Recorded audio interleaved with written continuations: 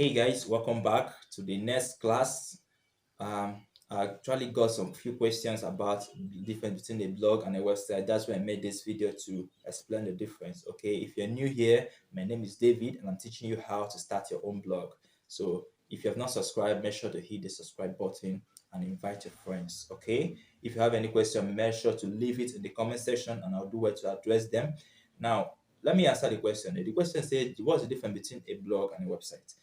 Uh, like I said earlier, a blog is simply a website with regularly updated contents. Okay, whatever content that you've written that is not fresh, that's what appears on the homepage. That's what comes up fresh. That's always fresh. If you write a new content, it will update on the page and it's always fresh. While a normal website, typical website is static in nature. Okay, for example, you have an agency or a business, you have a website for it, you have your services, you have your numbers, your contacts, a lot of things on your homepage that is always the same almost every time you visit it, but it's different from a blog. A blog, content you see on the home is not always the same anytime you visit it. There's new content that comes up, there's a new fresh content. That's why I said it's a regularly updated website.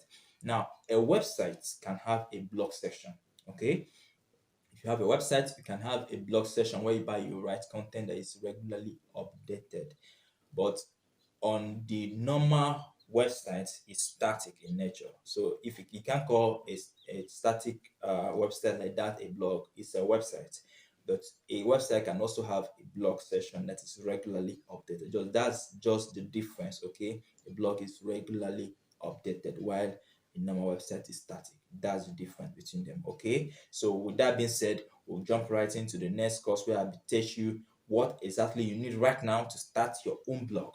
Okay, so in the comments, in the description of this video, if you're watching from YouTube, you'll see links to leading to this course whereby you can go through each of these steps and just register. It's free. Register it and get yourself into this course.